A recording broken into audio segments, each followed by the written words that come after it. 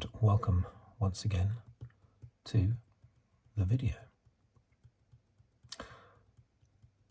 In this one, I'm going to take a look at the 1989 Formula One World Championship. 1989, that's I was 18 at the time, and it's a championship that really has stuck in the memory for me for numerous reasons. And I know what happened in most of the races. I can recount what happened, and it was a championship dominated by one team, but yes, dominated, but also not. Dominated by McLaren, basically McLaren Honda. But there were 6 winners throughout the year, and the Ferrari was at times the quickest car, but was very unreliable. Anyway, let's just do this now.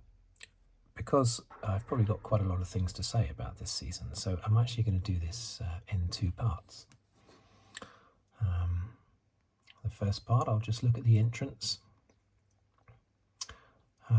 and a few little facts about the season going into it, and then I will look at the first 8 races, and then in the second part, probably released a week later, I will go through the second 8 races and do a rundown of the championship, that sort of thing, with again a few more facts. Right, so it's in 1989.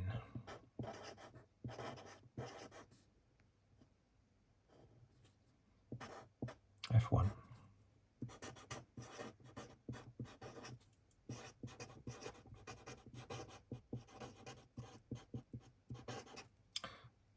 What's going on there? World Championship.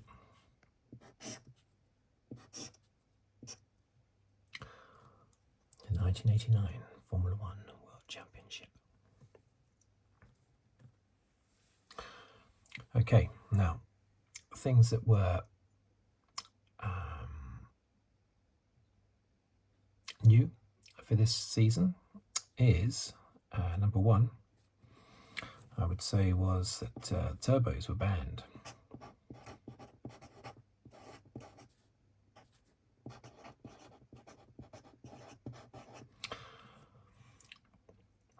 The previous season, 1988, had been dominated by the turbo engines of McLaren, Ferrari and Lotus. However, Lotus didn't really make use of their engine in any positive way. They didn't win any races, just picked up the odd podium every now and again. Ferrari only had 1 win, but was still very quick. But McLaren picked up 15 of the 16 wins and would have won every race had they not retired in Italy. Just a few laps from the end of the race, Senna had an accident with a back marker who was covering for Nigel Mansell in his Williams because Mansell had chicken pox. I think it was Schlesser, I think that was the guy's name who covered for Mansell. Anyway, he was being lapped by Senna. So, yes, it was dominated by one team, 88, but the Ferrari and the Lotus were also, most of the time, certainly the Ferrari, comfortably quicker than everybody else. Although the Benetton and the Williams in there, and the March in their normally aspirated cars, were still competitive with Lotus, and to a certain extent Ferrari on occasions. But anyway, it was so dominated by McLaren and the turbo engines that they decided to ban the turbos. Probably a cost-cutting exercise as well, I should think. So everyone had to have normally aspirated, which is basically, the opposite of turbos.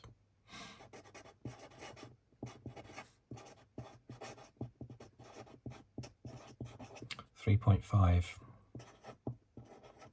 litre engines, or LITER if you're American. And that was supposed to bring all the field together. It didn't. But the cars were completely redesigned because well, most of the cars already had normally aspirated engines, but there were other changes to the cars as well, which meant that there was a big change similar to 2022, if not more so than 2022, because we also had a new rule that came in where feet had to be behind the front axle.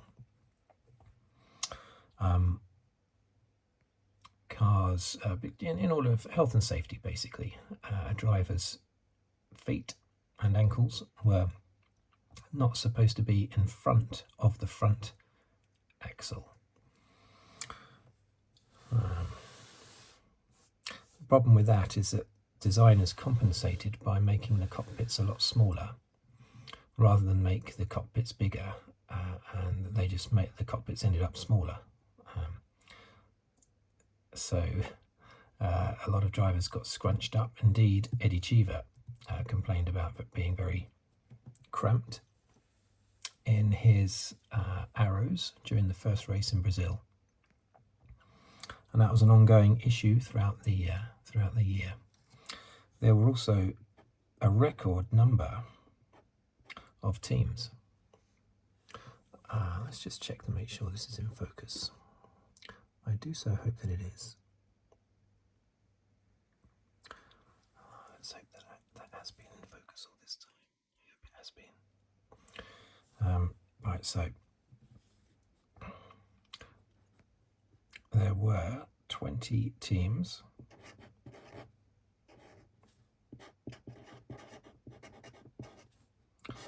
$39 drivers.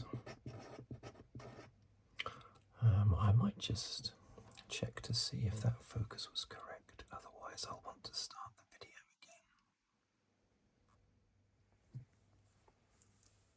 again. Yes, the focus was good. Okay, so we can continue again. So yes, 20 teams, 39 drivers, which is a record. Before or since, there's never been as many drivers as 39 drivers, or 20 teams. Those 39 drivers had to go into pre-qualifying. So you had pre-quali, we'll call it pre-quali. And out of, so 13 drivers. So 13 drivers, okay, from the teams that were considered the weak ones, basically, so they had to go through pre-qualifying. That included Brabham, even though Brabham had won numerous championships in the past. Pre-quali was 13 drivers, top 4. Then went to main quali. So therefore 30 drivers. Oh dear, I made a mistake there. 30 drivers in quali.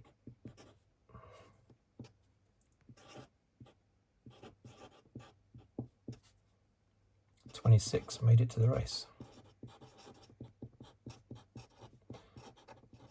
And most of the time, the 4 that had pre-qualified, the 4 that had made it through, most of the time they would be the 4 getting knocked out, but not all the time. But yes, a dearth of teams and drivers.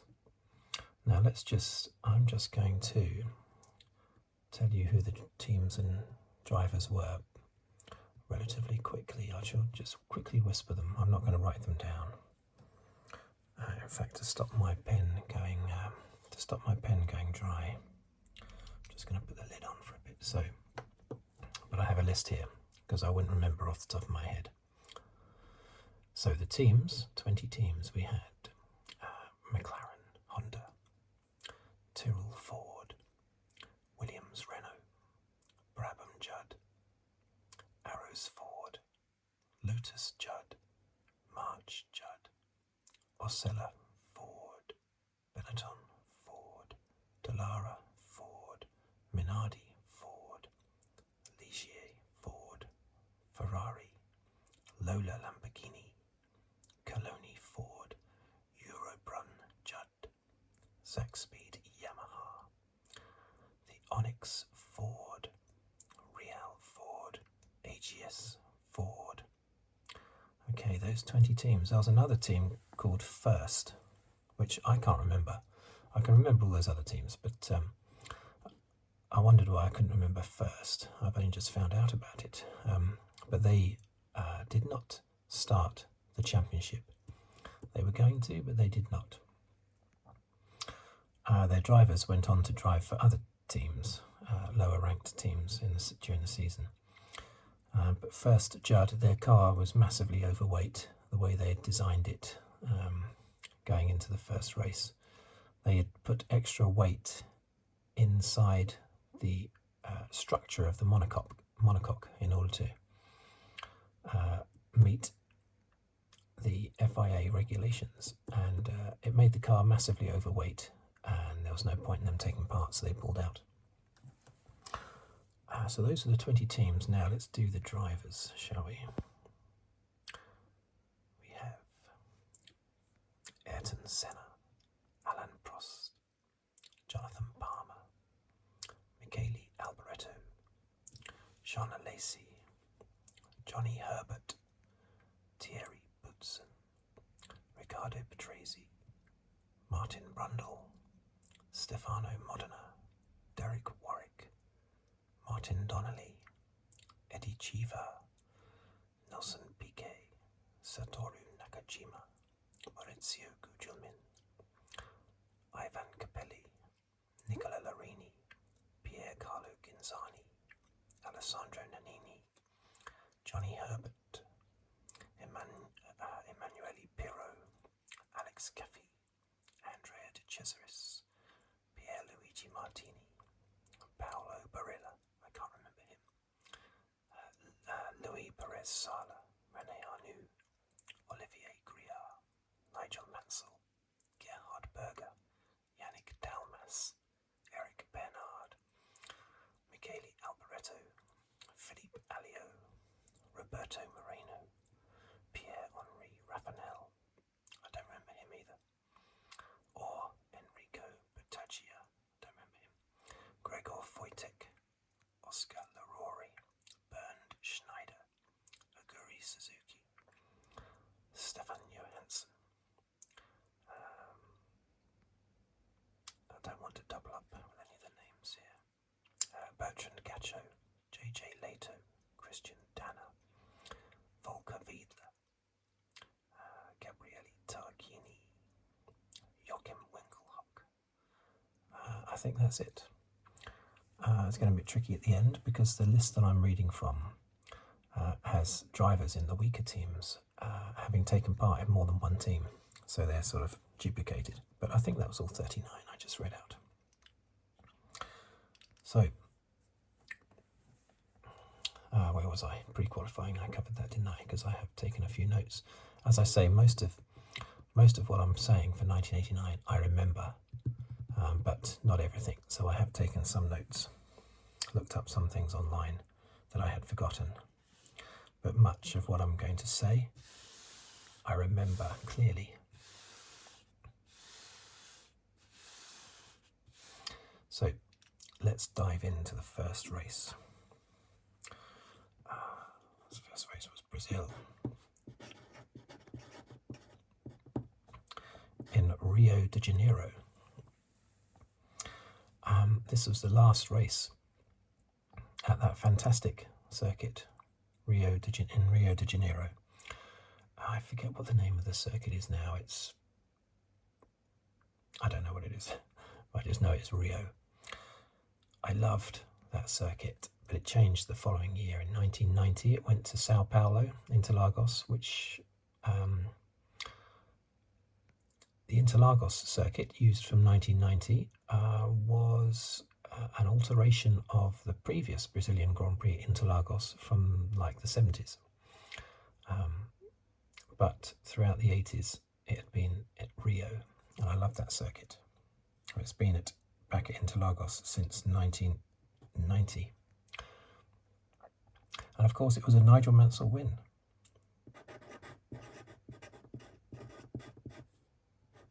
A win for Mansell and his Ferrari. Now, they'd had so many problems before the year started. They had a very quick car. It was very quick in pre-testing, but its new revolutionary semi-automatic gearbox was incredibly unreliable, and they had so many retirements. I'll run through all their retirements once I've finished part 2. I shall comment on just how many races they finished and how many retirements they had, which was a lot. But in this first race, they were not expecting, and I believe that Mansell was supposed to be catching an early flight. He was due to leave the circuit halfway through the race or something in order to catch his flight, something like that. And he had to cancel the flight because he didn't retire from the race. He just kept going and kept going. And he had a problem with his steering wheel, and he had to change his steering wheel halfway through the race. Senna was taken out right at the beginning. I think he still finished, but down in about 11th place, I think, from memory. I don't think he retired, but Senna and Berger crashed at the start, along with Patrese, but Patrese somehow survived, although I think he lost his rear side mirror. It was either him or Boutsen. One of the Williams lost their side mirror, I remember. But anyway, that wiped out Berger in his Ferrari, Mansell's teammate, and it pretty much wiped out Senna. Prost also had problems with his car. He would have undoubtedly have won the race had it not had issues, which meant that he had clutch problems, which means he couldn't stop the car for the second pit stop. So he had to go. There was no refueling back then, so at the time, so he had to just stay out on after his first pit stop. He couldn't have 2 pit stops, which is what everybody else was having. So he was on sort of like worn tyres. But I have to say, before those pit stops, Mansell was still quicker than Prost. But I guess the clutch problems were maybe explaining that. But the Ferrari was very fast. It was just very unreliable. The top 6 finished very close, only 18 seconds. Now, normally these days you get a top 6 that's a lot closer than 18 seconds. But remember, these days you get loads and loads of safety cars, virtual and full safety cars, constantly drawing the field together. Back then we didn't have anything like that. I think the first safety car was used in the 90s. So they didn't worry about safety back then. So 18 seconds for the top 6 was actually very, very close. Normally you'd get like half a minute between first and second. And we had, it was Mansell 1. Off the top of my head, Prost was 2nd. I think Gugelmin was 3rd. Johnny Herbert was 4th in his very first Grand Prix with a busted up ankle because of a massive F2 accident that he had had the previous year. Despite that, despite his ankle killing him, basically, he still managed to come home 4th in his Benetton. Fantastic. His first race. 5th was Warwick, and 6th was someone else. I can't remember. The points only went down to 6th place. 9, 6, 4, 3, 2, 1 was the points in 1989. But Derek Warwick is notable. He was in 5th place, and he only finished 18 seconds behind Mansell, the winner, and yet he had an extra 20 seconds in one of his pit stops, an issue with getting the tyre off or getting the tyre on or something like that. So he lost 20 seconds that he shouldn't have done in the pit stop and was only 18 seconds behind Mansell. So Derek Warwick in his Arrows could have well won that race. Now, Arrows ended up never winning a race in the existence of that team. They never won a race. Came very close in 1997 with Damon Hill at Hungary until he developed a car problem whilst leading with 2 laps to go. And Derek Warwick never won a Grand Prix. This was the one that got away, most definitely. But yes, so suddenly Mansell was leading the championship when he wasn't expecting to get past 5 laps.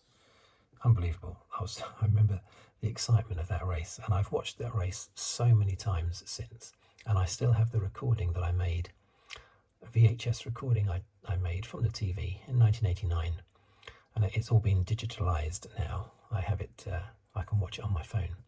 My original tape recording of the coverage, which was just highlights because it wasn't a European Grand Prix, so they only had highlights for non-European Grand Prix. And I still have that, as I do my recording of the 1987 British Grand Prix. That's all been digitalised now, my recording of that, with all the build-up, about an hour of build-up before the race, and I've on BBC, and I've got it all captured for posterity. I have actually released those on another channel that I've got called Battalion Flak, but I haven't put anything else on the channel because I was getting into trouble for putting F1 footage on that particular channel, Battalion Flak. So, but the other videos, there are still a few videos there, interesting home movie ones that I took, and the British Grand Prix build-up one as well. Right, round two. Oh dear, talking too much. Look, my pen has gone. There we go. Round two, as ever, was San Marino. The Grand Prix were always in the same order back then, always the same number every year, and always in the same order. That was won by Senna in his McLaren. And the notable thing about this race, of course, was Gerhard Berger's massive accident at the same corner where Senna was killed just 5 years later. Berger had a massive accident, and his car caught on fire as well. But all Berger suffered was some very heavily burned hands. I think that was it. No broken bones, as far as I remember. Just damaged hands. So I think he missed only one Grand Prix, I think. I'm pretty sure he only missed one Grand Prix, Monaco. But yeah, that was a big accident, and it's also memorable because Mansell, not long before he retired, he was trying to get past Berger. No, that was 1990, wasn't it? Am I thinking 1990 San Marino Grand Prix, when Mansell tried to overtake Berger's McLaren, hit the grass, spun around 365 degrees. I think that might have been 1990. Yeah, so I won't comment any more on that because I think that was 1990. Yeah, pretty certain, but I'm not 100% certain. Anyway, in either 89 or 90, Mansell did this fantastic 360-degree spin when he hit the grass, and then continued basically on the track. It earned him the nickname Il Leone by the Tifosi. So, race number 3 was Monaco, and it was another win by Senna. Senna really should have won every single race that year. It's just, most of it is bad luck. He had lots of retirements.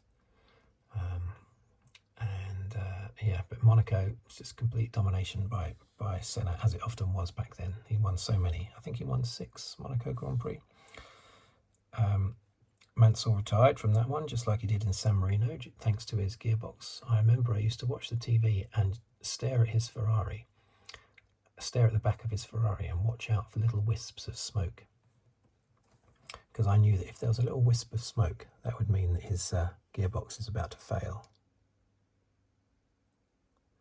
Very subtle wisp, not like a big plume of oil smoke, nothing like that. Just a little subtle bit of smoke, and that always meant he had sort of less than 5 laps to go. So round 4 was Mexico. I remember the order of these races, most of them anyway. Senna, as I say, it was pretty much the same every year. Senna again won in his McLaren Honda. That was notable because Mansell could well have won that race. He was closing and closing and closing on Senna at about 2/3 distance, something like that, in his Ferrari, and he got to within, he had fallen way behind, and he got to within, 6 seconds, something like that, of Senna, and it was really exciting. The sparks were flying up from underneath the car, racing around the Peraltada. Really exciting stuff. And then the little wisps of grey smoke from the back of his car. And that was it. Within a few laps, Mansell was retired. Another gearbox failure. It's his revolutionary semi-automatic gearbox. They've all got semi-automatic gearboxes now, of course. But Ferrari in 1989 were the first ones to have it. They pioneered the semi-automatic gearbox. And unfortunately, the reliability was basically experimented on them. They were the first ones to do it, but therefore it was unreliable. Now, race number 5 was USA, which was in, where was that? Was that in Phoenix or Detroit? Phoenix or Detroit? Was that Phoenix? I think it might have been Phoenix. Normally it was Detroit before that, but I think it was Phoenix. That was won by Prost. Senna retired from the race. I forget the reason why, but I think he was leading at the time. Most of the cars retired. It was about 450 degree heat. I think it was Phoenix, I'm pretty sure. I think 450 degrees Fahrenheit is pretty standard temperature in Phoenix, isn't it? I think. I have been to Arizona, not to Phoenix, but I've been to the Grand Canyon a few times. I've driven across part of Arizona. I remember it raining, heavily raining, when I drove across Arizona, strangely. But I didn't go near Phoenix. Anyway, this was like, extremely hot, and most of the cars retired. So you had some very unusual drive. We had Christian Danner in 4th place in his, what did he have? What was he driving? Zach Speed or something, wasn't he? No, he wasn't. He was driving. Let me just have a look at my list. Danner was driving. Not that you need to know this, but he was... Oh, Real. That's right, Real. Wow, that was a terrible car. That was a terrible car, the Real. But that just goes to show you, I mean, obviously it coped with the heat a lot better than all the others. 4th place for the Real. Patrese was 2nd in that race in his Williams, which pushed him up to 3rd place in the championship, best of the rest. Round 6 was Canada. And that race was won by Boutsen, of course, yeah. Don't know why I have to look. I should know that.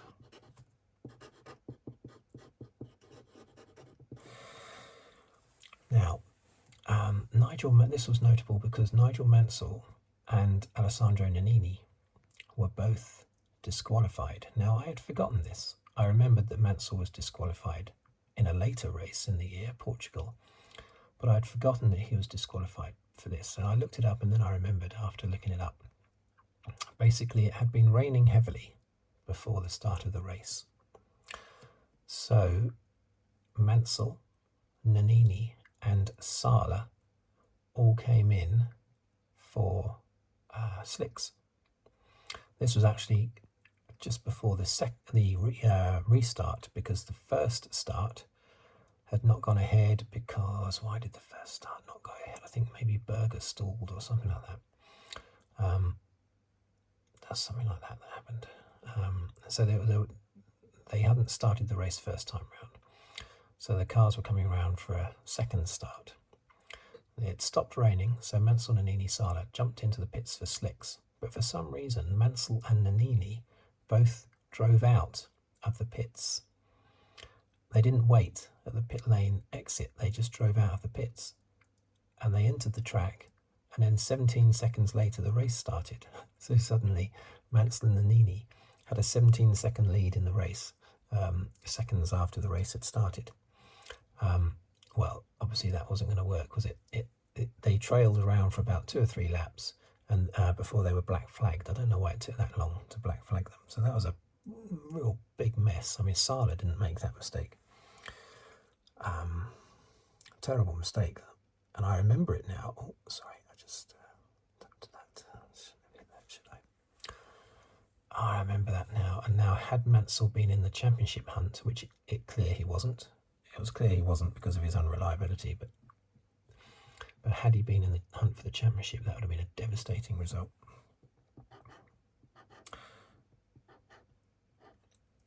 Now, round 7, France. And this was run by Prost again. Senna had retired in Canada, by the way, and he also retired in France. I think he was leading as well at the time. So Senna had already retired from 4 races out of the first 7. And the other 3, the only ones he had finished, he had won. So that shows you how dominant Senna was. French Grand Prix was notable for the debut of Jean Alesi in the Tyrrell. And he came 4th in that race. I remember being very impressed with him. It was also Mansell's only his 2nd finish since Brazil. Mansell finished 2nd. See, whenever Senna and Mansell finished, they were always right at the top of the field somewhere in the first few places. Well, so far, Senna was always first. Right, so round 8 was Silverstone. I just put GB, and that was another win for Prost and another retirement for Senna whilst in the lead. So 3 wins for Senna, 3 wins for Prost, 1 for Mansell, 1 for Boutsen. Senna had now retired from 5 of the opening 8 races, including 4 on the trot.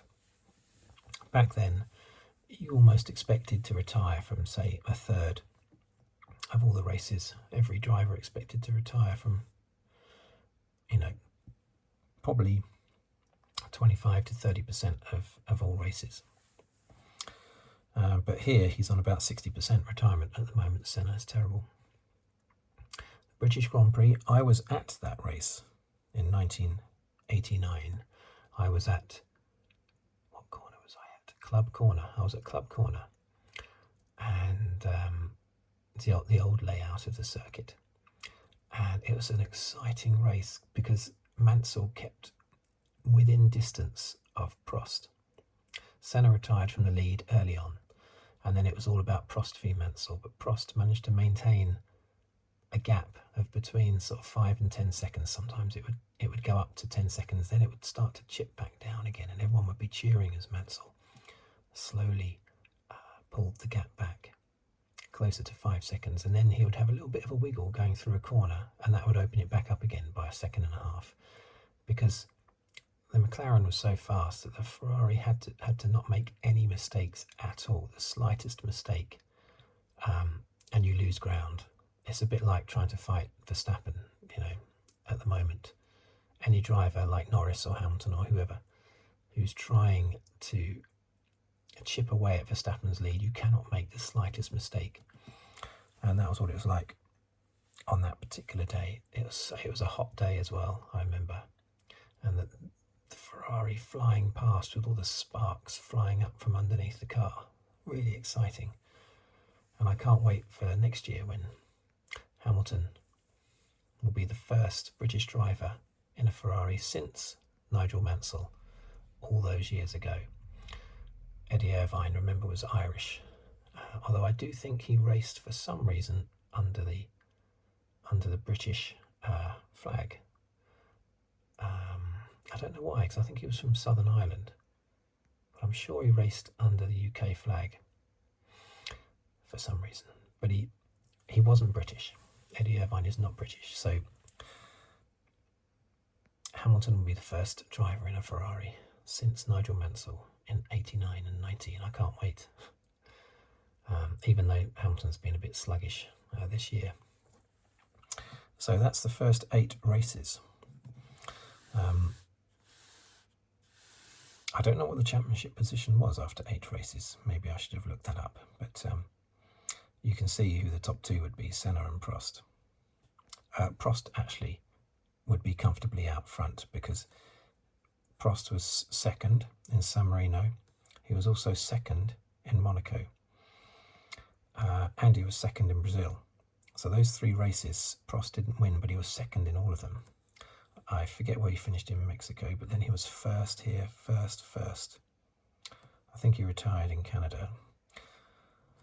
So definitely three firsts and 3 seconds compared to just 3 firsts. 3 wins for Senna. So clearly Prost is way out front. Now this year, was the last year, or was it second to last year, where they did the best 11 results rule. So if you say finished 12 races in the year, you'd have to drop your lowest finishing position. Only your top 11 results counted towards the championship, which is why we had that strange scenario the previous year in 1988, where Alain Prost actually won comfortably more points, scored more points than Senna. I think 11 points more than Senna. But Senna won the championship, because when it came down to the top 11 results, Senna's top 11 results were better than Prost's top 11 results. Anyway, so Prost has a good grip on the title at the moment, on the championship, despite Senna clearly being way quicker than Prost. Whereas the previous year, they were pretty much equal, Senna and Prost, I would say, throughout 88. But this year, Senna way faster than Prost. But he kept retiring for a manner of different reasons. So, there you go. That's part 1 done. Thank you for watching. Thank you for listening. If you'd like to subscribe, please do so. Or if you want to make sure you don't miss part 2, you can hit the notification button as well. If you'd like to subscribe, please do so, and comment or like the video, or even leave a tip on the thanks button underneath the video, the super thanks button.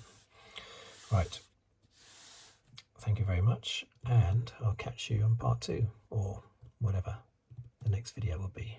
It'll probably be part 2. I think I'll do part 2 immediately after part 1, probably.